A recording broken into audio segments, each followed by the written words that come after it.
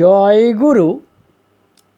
আজকে আমি সত্যানুসরণের একটি বাণী সম্পর্কে আলোচনা করব। বাণীটি আমি আপনার আগের ভিডিওতে কথাগুলি বলেছিলাম যে সত্যানুসরণের বাণী নিয়ে আলোচনা করার একটা ইচ্ছা আমার অনেক দিনই আছে।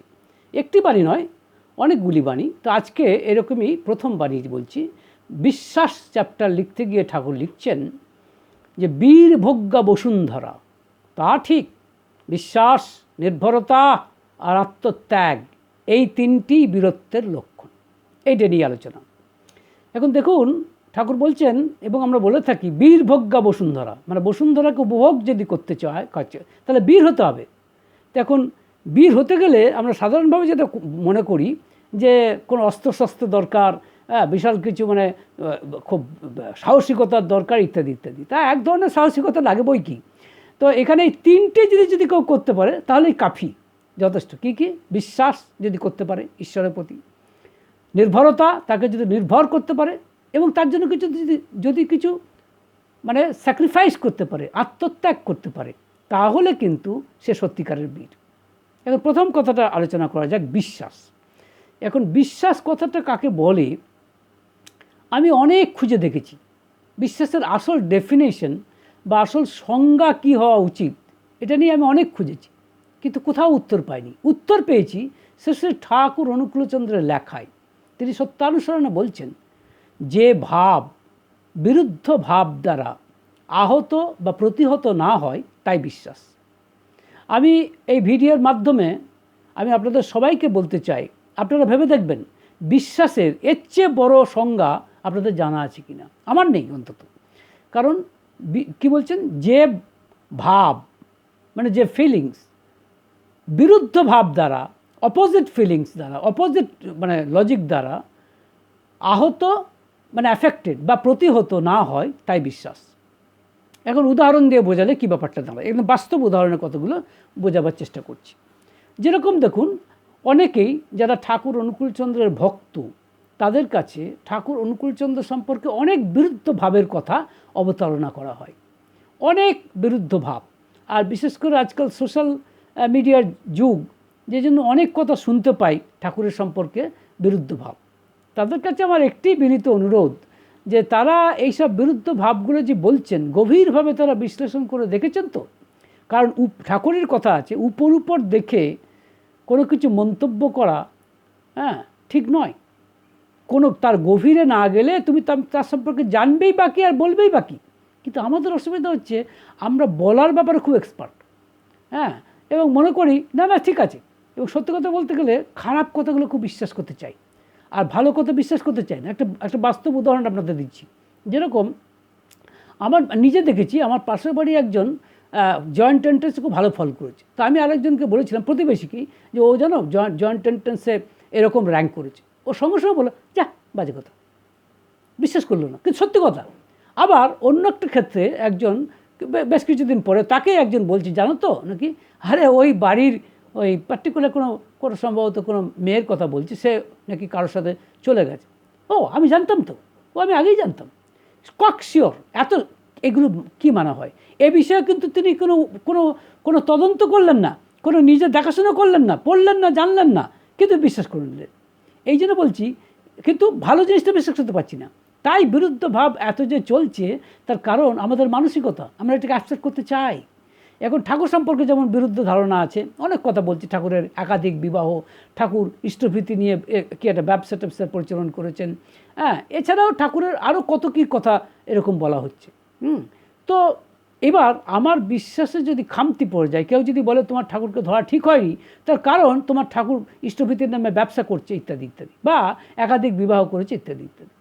তো আমাকে দেখতে হবে আমার চাহিদা তিনি পূরণ করতে পারছেন কিনা, আমার যেটি চাহিদা সেটি তিনি পূরণ করতে পারছেন কিনা। তারপরে তিনি কি, এত তো দেখার আমার দরকার নেই। সেই অর্থে যদিও কথাগুলো সবই আমি উত্তর দিতে পারি, উত্তর দেওয়ার কোনো অসুবিধাও নেই, কিন্তু এটা সেটা প্রসঙ্গ নয়। প্রসঙ্গটা হচ্ছে এই, আবার অনেকে মনে করবেন জানা না বলেই হয়তো বলতে পারছে না। না, আদৌ তা নয়। তাও একটুখানি বলি যে ভগবান শ্রীকৃষ্ণ, তাকে তো আমরা ভগবান বলি, তার তো 3টি বিবাহ, রুক্মিণী, সত্যভামা এবং জাম্ববতী। তার সম্পর্কে তো কেউ প্রশ্ন করে না, এবং প্রশ্ন না করাটাই ঠিক।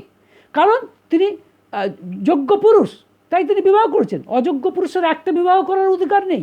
শুধু তাই নয়, তিনি সমাজের মধ্যে ঐক্য আনার জন্য নানান ব্যাপার আছে। তারপরে দেখুন, সুতরাং এটা একটা দিক, কিন্তু তার ব্যাপারে প্রশ্ন করি না, কারণ তিনি সমালোচনার ঊর্ধ্বে, তিনি কোনো কিছুর ঊর্ধ্বে সব কিছু। হ্যাঁ, অবশ্যই আমিও তাই মনে করি, কারণ তিনি সব ভগবান, তিনি কোনো কিছুই এমন কিছু করেন না যেটা ক্ষতিকারক, কিন্তু সেটা অন্যের ক্ষেত্রে, শ্রী ঠাকুর অনুকূলচন্দ্রের ক্ষেত্রে বিশ্বাস করতে পারছি না, মানতে পারছি না। এটা হচ্ছে আমাদের ট্রাবল। আবার ইষ্টভীতি নিয়ে আমি পরে বলবো, সে প্রশ্নটা বলবো পরে, তখন বুঝতে পারবেন ইষ্টভীতির এটা মানে এটা প্রত্যক্ষভাবে না হলেও পরোক্ষভাবে ভগবান শ্রীকৃষ্ণও বলেছেন, সে নিয়ে কিন্তু কোনো প্রশ্ন করি না। মুশকিলটা কি জানেন, শ্রীকৃষ্ণকে বিশ্বাস করি, কিন্তু তার কথা যেটি গীতাতে লেখা আছে সেগুলোকে সব ঠিক বিশ্বাস করতে পারি না। সমস্যাটা এখানেই।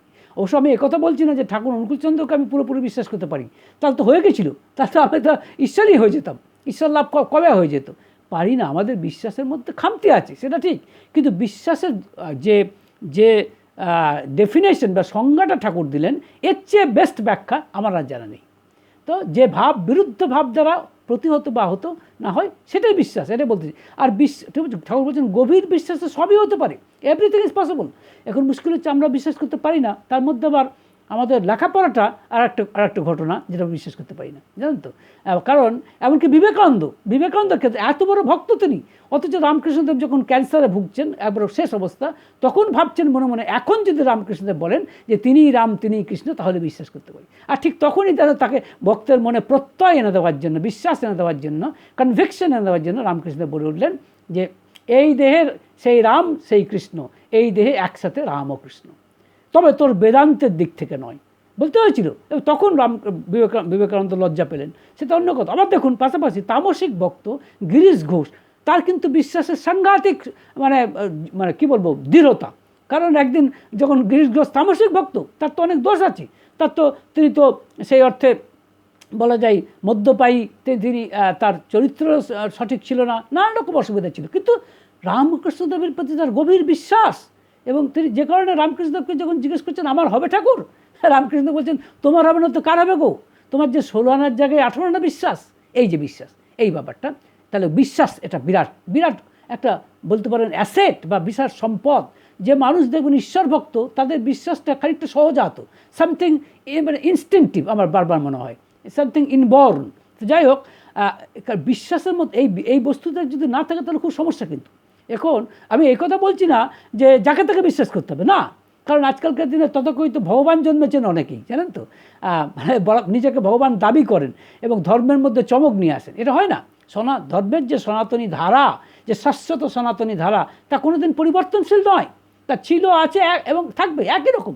এখানে কোনো চটজলদিবাজির কোনো জায়গা নেই, এখানে কোনো চমকবাজির জায়গা নেই, কিন্তু তবু চমক দেখায়, আর আমরাও আশু প্রাপ্তির আশায় তাদেরকে ধরে বসে বিশ্বাস করুন। এই বিশ্বাসটা কিন্তু ঠিক নয়, মনে রাখবেন। এইটুকু মনে রাখবেন যে আপনার যে বৈশিষ্ট্য তাকে প্রতিপালন করতে পারছেন কিনা সেটা। তবে একটা জিনিস ঠিক, অনেকে বলে আমি ওকে বিশ্বাস করি না, আমি এটা বিশ্বাস করি না ইত্যাদি, কিন্তু সে জানে না ঠাকুর একটি কথা বলছেন সত্যানুসরণে, বিশ্বাস নেই এমনও তোর একটি মানুষও নেই। বেরিয়ে আশ্চর্য কথা বলছেন কিন্তু, এবং সত্য কথা। ধরুন এটা কতদূর সত্য দেখুন, আপনি বাসে উঠছেন, আপনি ঠিক জানেন একটা বিশ্বাসকে নির্ভর করেই কিন্তু আপনি বাসে উঠছেন, আপনি জানেন এই বাসটা ঠিক গন্তব্যে আপনাকে পৌঁছে দেবে, কিন্তু আপনি কি জানেন যে ড্রাইভার সে হয়তো ড্রাঙ্ক, অথবা গাড়িটার কোনো কলকবজা ঘটিত অসুবিধা আছে, একটা বিরাট অ্যাক্সিডেন্ট হতে যাচ্ছে, হচ্ছে তো কত অ্যাক্সিডেন্ট হচ্ছে, তবুও তো আমরা চলছি। তাহলে দেখুন বিশ্বাস নেই এমনও তোর একজনও নেই, ঠাকুর যেটা বললেন এবং সত্য কথা। কিন্তু সুতরাং বিশ্বাস করতে হবে। এখন এটা বিজ্ঞানের ক্ষেত্রেও সত্য। আমি যদি পড়াশোনা করতে করতে বলি যে আমি নিউটনের কথা বিশ্বাস করি না, আপনি যদি নিউটনের কথা বিশ্বাস না করেন তাহলে কিন্তু আপনি এগিয়ে যেতে পারবেন না। তার কারণ আপনাকে কিছু কিছু কথা ধরে নিতেই হবে। এমনকি অঙ্ক কষতে যান, সেখানেও বলতে হচ্ছে যে suppose this is equal to 0 বা this is equal to such and such. কেন আমি ধরবো কেন? যদি কেউ প্রশ্ন করি, আপনি তর্ক করে যান, তর্কের শেষ নেই কিন্তু। তাই ঠাকুর বলছেন বিশ্বাস যুক্তিতর্কের পার, বিশ্বাস অনুযায়ী মানে যুক্তিতর্কগুলো আসে, যুক্তিতর্ক অনুযায়ী বিশ্বাস আসে না। কিন্তু this is very strange phenomenon. Thakur যতগুলো কথা বলেছেন বিশ্বাস সম্পর্কে, each and every one is absolutely perfectly correct. আমি পারছি না আলাদা কথা, কিন্তু ঘটনাগুলি সত্য। এবার যে কথাটা বলতে চাইছি, তাহলে দেখুন এই গিরিশ ঘোষের কথা যেটি বললাম, এই যে বিশ্বাস, নির্ভরতা কিন্তু তার উপর নির্ভর করতে হবে আপনাকে। You will have to rely on him. কেন? কারণ তাকে বিশ্বাস নির্ভর না করলে আপনি কাকে নির্ভর করবেন? কে আছে আপনার প্রকৃত বন্ধু? মানুষ কিন্তু বড় অসহায়, মনে রাখবেন। Man is very helpless virtually. হ্যাঁ, সুতরাং কাউকে দরকার যিনি আপনাকে আপনাকে সাহস দেবেন, আপনাকে নির্ভরতা দেবেন। এখন অনেকেই বলে এটা যে কল্পনা নয় তার কি প্রমাণ? উত্তর হচ্ছে আমার এই, আচ্ছা হোক কল্পনাও যদি হয় তাও এর প্রয়োজনীয়তা আছে। আমরা যে সিনেমা দেখতে যাই, যাত্রা দেখতে যাই, থিয়েটার দেখতে যাই, সেগুলো সত্য নাকি? সেও তো কল্পনা। অথচ কল্পনাকে আমরা কতখানি গুরুত্ব দিচ্ছি দেখুন। আমরা সেখানে হাসছি, কাঁদছি, আনন্দ করছি, দুঃখ করছি। তাহলে কল্পনার কত দাম। তাই কল্পনাও যদি হয় তাও প্রয়োজন আছে, নির্ভরতা প্রয়োজন আছে। আমরা নির্ভর করতে পারি না, কিন্তু ঠাকুরকে আমরা নির্ভর করতে পারি। যদি আমাদের ভাগ্যের হ্যান্ডেল, ঠাকুর বলছেন ভাগ্যের হ্যান্ডেলটা যদি তাকে দিয়ে দিতে পারা যেত, তাহলে তিনি অদৃষ্টটাকেই চেঞ্জ করে দিতে পারতেন। কিন্তু মুশকিল হচ্ছে আমরা ভাগ্যের হ্যান্ডেলটাকে তাকে দিতে চাই না। এই দেওয়ার ব্যাপারে আমাদের বড় কার্পণ্য। যাই হোক, এবার আত্মত্যাগের ক্ষেত্রে লক্ষ্য করে দেখুন যে কিছু দিতে হবে আপনাকে। বিবেকানন্দ বলছেন spiritualism is all about selflessness. অনেকটা এরকম কথা, এক্স্যাক্টলি এই কথা নাও হতে পারে। মানে আধ্যাত্মিকতা মানেই হচ্ছে নিঃস্বার্থপরতা। আপনাকে এই ওয়ার্ল্ডে আসতে গেলে নিঃস্বার্থপর হতে হবে, তাছাড়া উপায় নেই। অন্যকে আপনার নিজের মতো ভাবতে হবে। যে জন্য আপনার উপনিষদ বলছি যস্তু সর্বাণি ভূতানি আত্মন্যেবানুপশ্যতি, হ্যাঁ, সর্বভূতেষু চ আত্মানম তত ন বিজুগুপ্সতে। অর্থ হচ্ছে এটাই, যে নিজের মধ্যে সবাইকে দেখে আর সবার মধ্যে নিজেকে দেখে, সে কাউকে ঘৃণা করতে পারে না। সুতরাং আপনি যদি কাউকে ঘৃণা করতে না চান, তাহলে কিন্তু আপনাকে বাধ্যতামূলকভাবেই, তার মানে আপনাকে অন্যের জন্য করতে হবে। You will have to do for something, মানে সামওয়ান। কারোর জন্য করতে হবে। কিন্তু যে সবচেয়ে বেশি স্বার্থপর, সেও কিন্তু তার স্ত্রী ছেলে মেয়েকে ভালোবাসে। সেই ভালোবাসাটুকুও যদি না থাকতো, তাহলে সে পৃথিবীতে ভয়ঙ্কর পাগল হয়ে যেতে পারছে, একা হয়ে যেত। সুতরাং এটা এত প্রয়োজন এই আত্মত্যাগে। কিছু দিতে হবে। আর ভালোবাসার একটা লক্ষণই হচ্ছে কিছু দেওয়া। আমরা যে বাচ্চাকে ভালোবাসি কেন? এত করি বলে, তার জন্য কিছু করা আছে। So same is the case with god also. সেইটাই ঠাকুর অনুকূলচন্দ্র উত্তম বৌদ্ধের মতো ইষ্টভীতির প্রবর্তন করেছেন, যেটি নিয়ে অনেকে ব্যবসার কথা বলছেন। কারণ ভগবান শ্রীকৃষ্ণ বলেননি 3য় অধ্যায় 12 নম্বর শ্লোকে অন্যভাবে বলেছে। কি বলছেন? ইষ্টান ভোগান হি ভো দর্শন্তে যজ্ঞ ভাবিতাহ তৈয়ের দত্তান অপ্রদায়েভ্যো যো ভুঙ্কতে স্তেন এব সহ। এর অর্থ হচ্ছে যে দেবতার দেবদেবীদের না দিয়ে খায়, আলটিমেটলি দেবদেবীদের তিনি সৃষ্টি করেছেন, সে তাকে তাদেরকে না দিয়ে যে খায়, আলটিমেটলি তাকে না দিয়ে যে খায়, সে চোর। স্তেনো মানে সে চোর। He is the thief, he or she is the thief. এটা ভগবান শ্রীকৃষ্ণ বলছেন। সে মানে তাকে কিছু নিবেদন করতে হবে। কারণ তার থেকে যদি প্রকৃতি বলি, প্রকৃতি যাই বলুন, সব তো প্রকৃতি থেকে পাচ্ছি। তো প্রকৃতিকে আমাকে প্রত্যুত্তর দিতে হবে না? যে মনে রাখবেন, সব কিছুই কিছু গিভ অ্যান্ড টেক পলিসি। দেওয়া নেওয়ার খেলা চলছে বিশ্বব্রহ্মাণ্ড। বিজ্ঞানও তাই বলছে। ইকোসিস্টেম যদি পড়েন, যেটাকে বাস্তুতন্ত্র বলছে, সেম কিন্তু একই জিনিস। হ্যাঁ, তো যাই হোক, তো মানে এটাকে বলা হয় একই কথা। যাই হোক, তাহলে তাকে কিছু দিতে হবে, আত্মত্যাগ করতে হবে। সুতরাং এই যে, এবং আত্মত্যাগ করলে কী হবে? তার প্রতি ভালোবাসা আসবে। এমনি এমনি হবে না কিন্তু। যে কারণে মজা করে ঠাকুর একদিন ওই কালী ষষ্ঠীমাকে বলেছিলেন, কালী ষষ্ঠীমা একদিন কথায় কথায় বলছেন, ঠাকুর এটা কথায় কথায় উঠছে, ঠাকুর দিতে তো খুব ইচ্ছা হয়, কিন্তু ওই ঘর পোড়া গরু সিঁদুরে মেঘ দেখলে জড়ায়। কারণ তারা গৃহচ্যুত হয়েছেন, উদ্বাস্তু হয়ে এসেছেন দেওঘরে বাধ্য হয়ে। তখন ঠাকুর বলছেন, হ্যাঁ বুঝেছি, অনেকটা এরকম বলছেন, যে বলছে আছে শুধু মুখের হায়, দেবার তো ইচ্ছা অনেক, দেবার কিছুই নাই। ফলে অনেকটা এরকম ধরনের কথা ঠাকুর মানে কি, এটা ভুল কথা। মানে তোমার যদি দেবার ইচ্ছা থাকে, এটা খুব ইন্টারেস্টিং যে দেবার কিন্তু ইচ্ছাটাকে অনুশীলন সাপেক্ষ। It's a matter of practice. একদিনে হয় না কিন্তু, সেই করতে করতে করতে করতে হয়। তাই এই করতে করতে যাতে হয়, এই অনুশীলনটা সেটা অনুকূলচন্দ্র পরম করুণায় আমাদের এই ইষ্টভীতিটার প্রবর্তন করেছে। এ নিয়ে অনেকে অনেক কথা বলছে, তার সাথে অল টুগেদার। সে নিয়ে আমার চিন্তা করার কিছু নেই। কারণ আমি কিছু আত্মত্যাগ করছি কিনা। কারণ না করলে তাকে ভালোবাসতে পারবো না, আর না ভালোবাসলে তাকে আমি আপন করে পাবো কী করে? সুতরাং এই তিনটি এত প্রয়োজনীয়, এবং এই তিনটি যার আয়ত্ত হয়েছে সে সত্যিই বীর, তাতে কোনো সন্দেহ নেই। কারণ এই তিনটিই তো বীরত্বের লক্ষণ।